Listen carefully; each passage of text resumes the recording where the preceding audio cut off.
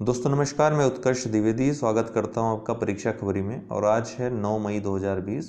महत्वपूर्ण परीक्षाओं से जुड़ी खबरें, करंट अफेयर्स देखते हैं हम सुबह के इस वीडियो में, और वही हम आज भी करेंगे। परीक्षाओं से जुड़ी खबरों की बात करें तो कोई प्रश्न आपकी तरफ से आया नहीं ऐसा, और न कोई परीक्षाओं से संबंधित अपडेट मिली, तो अन्य कोई बात करने के लिए है नहीं परीक्षाओं से जुड़ी।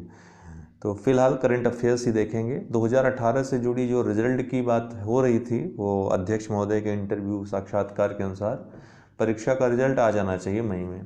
फिलहाल उससे संबंधित कोई भी आना न आना कोई अपडेट अभी तक नहीं मिली है। मिलते ही मैं आपको ज़रूर बताऊंगा किसी न किसी वीडियो में, और अपने अलग अलग प्लेटफॉर्म जो हैं वहाँ पे।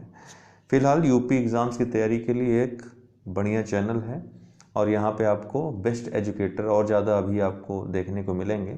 अब बेस्ट जो फैकल्टी है वो हम आपको देने का प्रयास करेंगे यहाँ पे, ताकि एक ही मंच पे आपको सभी परीक्षाओं के सभी विषयों की तैयारी कराई जा सके। तो इसके पहले मैं करंट अफेयर्स स्टार्ट करूँ, मैं आपको बता देना चाहता हूँ कि अभी दोपहर तक मेरी एक वीडियो आएगी अर्थव्यवस्था की, वो पहली वीडियो होगी। इस तरह की 3 वीडियोस आएंगी। आज वाली जो वीडियो होगी थोड़ी लेंदी होगी, क्योंकि करंट अफेयर अर्थात बजट और आर्थिक समीक्षा भी हमने शामिल किया है उसमें। सेकेंड और थर्ड वीडियो छोटी कम लेंथ की होगी, लेकिन ये तीनों वीडियो कंप्लीट पैकेज होंगी अर्थव्यवस्था की। इससे ज़्यादा आपको पढ़ने की आवश्यकता नहीं पड़ेगी। बाकी क्वेश्चन आंसर हम करा ही देंगे MCQ में। और आज रात से हम जो 8 बजे वाला वीडियो आता है लाइव वाला, उसको अब हम पर्यावरण पारिस्थितिकी शुरू कर रहे हैं उसमें। तो आप लोग उसमें अवश्य पार्टिसिपेट करें, जो क्विज होता है रात में 8 बजे। तो फिलहाल आज की बात करें, 9 मई 2020 है, और 9 मई 2020 को इस बार विश्व प्रवासी पक्षी दिवस मनाया जा रहा है। प्रत्येक वर्ष ये ध्यान रखिएगा, 9 मई को प्रत्येक वर्ष नहीं मनाया जाता है विश्व प्रवासी पक्षी दिवस, बल्कि इस बार चूँकि शनिवार पड़ रहा है और दूसरा शनिवार पड़ रहा है मई का, इसलिए विश्व प्रवासी पक्षी दिवस मनाया जा रहा है। ध्यातव्य है कि वर्ष में इसको 2 बार मनाया जाता है, एक बार और दोनों बार ही मई और अक्टूबर में, अर्थात मई और अक्टूबर के दूसरे शनिवार को इसको मनाया जाता है विश्व प्रवासी पक्षी दिवस। प्रवास मतलब एक स्थान से दूसरे स्थान को जाना। तो पक्षी जो कठिन परिस्थितियों में, मौसम या अन्य परिस्थितियों में अपने एक जो निवास स्थान है छोड़ करके अन्य स्थान पर चले जाते हैं, उनको प्रवासी पक्षी कहते हैं। तो इनके जलवायु परिवर्तन से जो इन पर संकट उत्पन्न हो रहे हैं, लुप्त होते जा रहे हैं, कमी देखा जा रहा है कि जैसे कि भारत में राजस्थान में केवलादेव घाना में जो सारस आता है साइबेरियन, उसकी संख्या में काफ़ी कमी देखी गई है। तो एक चिंता का विषय है प्रवासी पक्षियों की संख्या में कमी होना। इसी के प्रति लोगों का ध्यान आकर्षित करने के लिए, जागरूक करने के लिए, इनकी सुरक्षा के लिए विश्व प्रवासी पक्षी दिवस मनाया जाता है, और वर्ष 2006 से इसको मनाया जाता है। ध्यान देने वाली बात है। भारत आने वाले प्रवासी पक्षियों के बारे में जान लेंगे जब ये बात आई है। तो याद रखिएगा, ये एग्ज़ाम में आपके लिए पूछा जा सकता है। UPSC के एग्ज़ाम में ऐसे प्रश्न बहुत आते हैं। तो भारत आने वाले प्रमुख प्रवासी पक्षी कहाँ से आते हैं, ये देख लीजिए। तो साइबेरियन सारस, जो कि सबसे प्रमुख है, दुनिया का सबसे बड़ा उड़ने वाला पक्षी है। वैसे तो शुतुरमुर्ग है, लेकिन वो उड़ता नहीं है। लेकिन दुनिया का सबसे बड़ा वर्तमान में, अर्थात कलयुग में सबसे बड़ा, अर्थात हमारे युग में जो जिसमें हम लोग इस समय हैं, तो दुनिया का सबसे बड़ा उड़ने वाला पक्षी कौन सा है? साइबेरियन सारस है। साइबेरिया के जंगलों से प्रतिवर्ष सर्दियों के मौसम में ये केवलादेव घाना राष्ट्रीय उद्यान में आते हैं। ये कहाँ पर स्थित है राष्ट्रीय उद्यान? राजस्थान में। आमूर फाल्कन, ये अफ्रीका से भारत में आते हैं। राजहंस, जिसको ग्रेटर फ्लेमिंगो कहते हैं, ये अफ्रीका, यूरोप और भारत पाए जाते हैं। देखिए, एक स्टेटमेंट था, मुझे याद नहीं आ रहा है किस एग्जाम में, उसमें दिया था कि ग्रेटर फ्लेमिंगो केवल भारत में पाए जाते हैं। तो स्टेटमेंट गलत था, क्योंकि ये अफ्रीका और यूरोप में भी पाए जाते हैं। गर्मी के दौरान जो अफ्रीका और यूरोप के भाग के राजहंस होते हैं, वो उड़ करके भारत चले आते हैं गर्मी के दौरान। ठीक है, ग्रेटर फ्लेमिंगो। चौथा महत्वपूर्ण जो प्रवासी पक्षी है, रोजी पेलिकन नाम है इसका। ये प्रजनन हेतु प्रवास करते हैं। तो ये पूछा जा सकता है कि निम्न में से कौन पक्षी प्रजनन के लिए प्रवास करता है? तो रोजी पेलिकन, ये यूरोप से भारत में आते हैं। पांचवी महत्वपूर्ण पक्षी जो है एशियाई कोयल। सिंगापुर में गर्मियों के समय, जब गर्मी का समय होता है, बहुत ज़्यादा वहाँ पे विकट परिस्थितियाँ हो जाती हैं, तो सिंगापुर से वो भारत में आ जाता है। पुदुचेरी में मुख्यतः ये शरण लेते हैं। तो ये महत्वपूर्ण जो प्रवासी पक्षी हैं कहाँ से आते हैं, भारत में आते हैं। इनके बारे में जान लीजिए, एग्जाम से पूछा जा सकता है।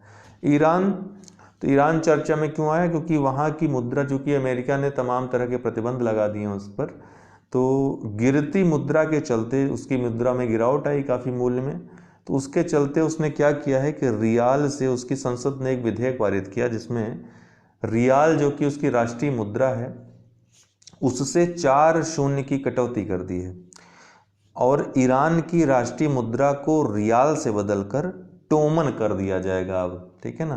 तो याद रखिएगा कि रियाल से, जो कि उस राष्ट्रीय मुद्रा है ईरान की, उसको अब बदल करके क्या कर दिया जाएगा?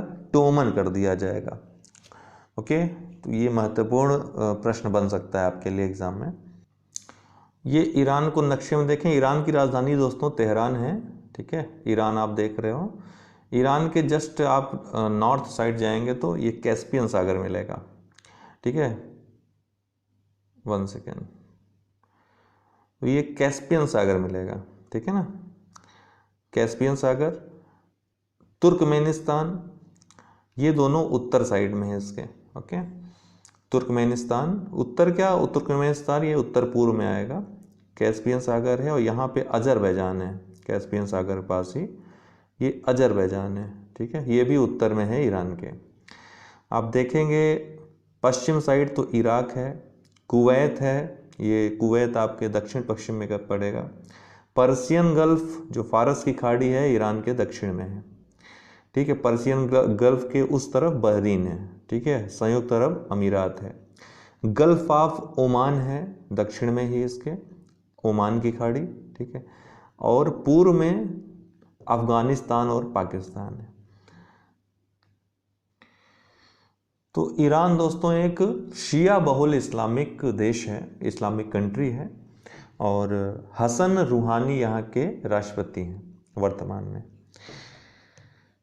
यूएनईपी की बात करें तो दोस्तों ये क्यों चर्चा में रहा? यूनाइटेड नेशंस इन्वायरमेंट प्रोग्राम, संयुक्त राष्ट्र पर्यावरण कार्यक्रम। क्यों? क्योंकि इसने दिया मिर्जा को, जो कि अभिनेत्री हैं, भारतीय अभिनेत्री, इनको राष्ट्रीय सद्भावना दूत जो कि थी, इनका कार्यकाल समाप्त हो रहा था इस वर्ष, इनके कार्यकाल को 2 वर्ष के लिए बढ़ा दिया है। अब ये 2022 तक राष्ट्रीय सद्भावना दूत रहेंगी यूएनईपी की, संयुक्त राष्ट्र पर्यावरण कार्यक्रम की। बीट द प्लास्टिक पोल्यूशन जो पिछले वर्ष अभियान चला था, इसमें इनकी काफ़ी महत्वपूर्ण भूमिका रही। दिया मिर्जा ने इसमें काफ़ी योगदान दिया इस कार्यक्रम में, ठीक है। इसी से प्रसन्न होकर यूएनईपी ने यह कार्य किया है। इसके अलावा ये अभिनेत्री जो हैं, अभिनेत्री होने के साथ साथ दिया मिर्जा अन्य बहुत से सोशल वर्क से जुड़ी हुई हैं, जिनमें से संयुक्त राष्ट्र स्थिरता विकास लक्ष्य की अधिवक्ता भी हैं ये, ठीक है, उसकी वकालत भी करती हैं।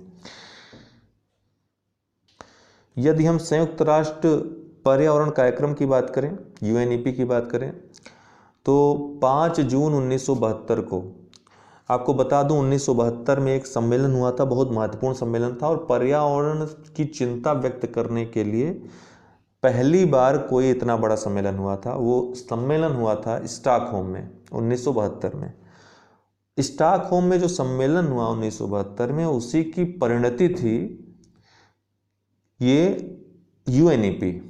5 जून 1972 को संयुक्त राष्ट्र के एक संस्था के रूप में इसकी स्थापना हुई, यूएनईपी की, संयुक्त राष्ट्र पर्यावरण कार्यक्रम की, ठीक। तो कभी पूछेगा संयुक्त राष्ट्र मानव पर्यावरण सम्मेलन कब हुआ था, कहाँ हुआ था, तो 1972 में, कहाँ? स्टॉकहोम में।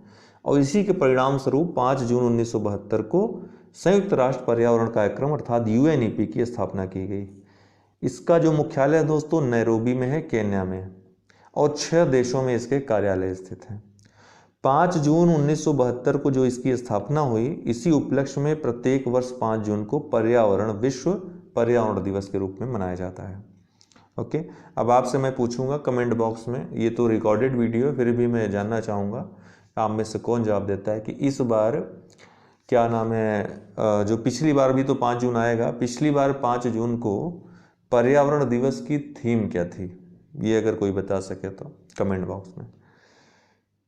थीम बहुत पूछता है, तो 5 जून अभी आएगा, नई थीम आपको, अब चूंकि जून के पहले तो कोई एग्ज़ाम होने वाला नहीं है, तो जब भी परीक्षा होगी तो नई थीम पूछी जाएगी, तो 5 जून वाली नई थीम आप याद रखिएगा। लेकिन फिर भी जो BEO का एग्ज़ाम है उसका पेपर तो बन ही चुका होगा, हम आपको बता देंगे एक वीडियो में कि करंट अफेयर्स कब तक का आपको पढ़ना है। तो उसमें पूछा जा सकता है 5 जून को कौन सा मतलब कि थीम क्या थी पर्यावरण दिवस की। उत्तर प्रदेश राज्य के प्रत्येक जिले के अस्पतालों में वेंटिलेटर वाले बेड की सुविधा वाला देश का पहला राज्य बन गया है उत्तर प्रदेश। ठीक है, तो ये महत्वपूर्ण है कि राज्य के प्रत्येक जिले के अस्पतालों में, कितने जिले हैं उत्तर प्रदेश में? 75। तो प्रत्येक जिले के अस्पतालों में वेंटिलेटर वाले केंद्र की सुविधा वाला देश का पहला राज्य बन गया है उत्तर प्रदेश। की राजधानी लखनऊ है और इसका जो उच्च न्यायालय उत्तर प्रदेश का कहाँ स्थित है? इलाहाबाद में। खंडपीठ कहाँ है? लखनऊ में है। वर्तमान में गोविंद माथुर जी चीफ जस्टिस हैं उत्तर प्रदेश के, या फिर उच्च न्यायालय के, उत्तर प्रदेश उच्च न्यायालय के। मुख्यमंत्री माननीय योगी आदित्यनाथ हैं और राज्यपाल कौन है? महामहिम आनंदीबेन पटेल। अगला है देखो अपना देश। ये क्या है? एक लोगो डिजाइन प्रतियोगिता है। किसके द्वारा चलाई जा रही है? पर्यटन मंत्रालय के द्वारा। पर्यटन मंत्री कौन है? प्रहलाद सिंह पटेल हैं इस समय। इनके द्वारा देखो अपना देश एक लोगो डिजाइन प्रतियोगिता चलाई जा रही है। पूछा जा सकता है, ऑप्शन में आया जाएगा संस्कृति मंत्रालय, पर्यटन मंत्रालय, दोनों में अक्सर कंफ्यूजन हो जाती है, तो याद रखिएगा पर्यटन मंत्रालय चला रहा है। भारतीय मौसम विज्ञान विभाग IMD, इसने अपने मौसम पूर्वानुमान में POK को शामिल कर लिया पहली बार। तो अभी तक POK को शामिल नहीं करता था, लेकिन अब POK को इसने पाक अधिकृत कश्मीर को भी मौसम पूर्वानुमान में अपने शामिल कर लिया है। तो महत्वपूर्ण खबर है, पूछा जा सकता है। तो पृथ्वी विज्ञान मंत्रालय के अंतर्गत कार्य करता है, इसके बारे में जानते रहिए, भारतीय मौसम विज्ञान विभाग के बारे में। इसका मुख्यालय नई दिल्ली में है और इसकी स्थापना 1875 में हुई थी। ठीक है, ये महत्वपूर्ण है जानना कि भारतीय मौसम विज्ञान विभाग की स्थापना कब हुई थी? 1875 में। विश्व के सबसे पुरानी संस्थाओं में से एक संस्था है ये मौसम संबंधी। हेनरी फ्रांसिस ब्लैनफर्ड, याद रखिएगा, हेनरी फ्रांसिस ब्लैनफर्ड इसके अर्थात भारतीय मौसम विज्ञान विभाग के पहले संवाददाता थे। आपको बता दूं कि अप्रैल 1949 में विश्व मौसम विज्ञान संगठन का भारत भी अर्थात भारतीय मौसम विज्ञान विभाग विश्व मौसम विज्ञान विभाग जो संगठन है उसका सदस्य बन गया। अब ये विश्व मौसम विज्ञान संगठन क्या है? तो दोस्तों, विश्व मौसम विज्ञान संगठन संयुक्त राष्ट्र की एक संस्था है जो कि मौसम विज्ञान संबंधित कार्यों से जुड़ी हुई है। 23 मार्च 1950 को विश्व मौसम विज्ञान संगठन की स्थापना हुई थी। इसका मुख्यालय जो है विश्व मौसम विज्ञान संगठन का स्विट्जरलैंड के जेनेवा में है। 23 मार्च 1950 को स्थापना के कारण ही प्रत्येक वर्ष 23 मार्च को विश्व मौसम विज्ञान दिवस मनाया जाता है। तो आज करंट अफेयर्स के ये पोर्शन थे। आपको यदि कोई डाउट हो, कोई आपको क्वेरी हो, कोई आपको जानकारी लेनी हो, तो आप कमेंट बॉक्स में कमेंट कर सकते हैं। और अगर आपने लर्निंग ऐप अभी तक डाउनलोड न किया हो, अनअकैडमी लर्निंग ऐप, तो इसको डाउनलोड इंस्टॉल कर लें। यहाँ पर कोई भी विषय, किसी भी एजुकेटर को आप सर्च करेंगे, कोई टॉपिक सर्च करेंगे, आपको मिल जाएगा। आप आराम से पढ़ाई कर सकते हैं, या फिर चाहें तो सब्सक्रिप्शन लेकर के पढ़ाई कर सकते हैं। सब्सक्रिप्शन आपको 1 मंथ से लेकर के 2 साल तक के उपलब्ध हैं, अर्थात 1 महीने से लेकर आप 2 साल तक का एडमिशन ले सकते हैं। प्रशुल्क कुछ उसमें लगेगा, जो भी सब्सक्रिप्शन चार्जेस हैं देकर पढ़ सकते हैं। हमारा रेफरल कोड अगर आप यूज़ करते हैं, रेफरल कोड है UD10 मेरा, ये यूज़ करते हैं तो किसी भी कोर्स में आपको छूट मिल जाएगी। ठीक है। तो इसको अवश्य अगर आपको ज्वाइन करना है तो UD10 रेफरल कोड अवश्य यूज़ करिएगा, ठीक है ना। तो 12 महीने का कोर्स में जैसे 7,000 रुपये आपका लग रहा है, तो 24 महीने कोर्स में उसी कोर्स में 9100 रुपये लगेंगे। तो आपका 2 वर्ष का जो फ़ी रहेगी वो कम पड़ रही है, तो आप चाहें तो 2 साल के लिए सब्सक्रिप्शन ले सकते हैं, पढ़ सकते हैं आराम से, तब तक आपका सिलेक्शन भी हो जाएगा कहीं ना कहीं, ठीक है। तो UD10 आप याद रखिएगा रेफरल कोड। तो दोस्तों आज के लिए इतना ही, बहुत बहुत धन्यवाद।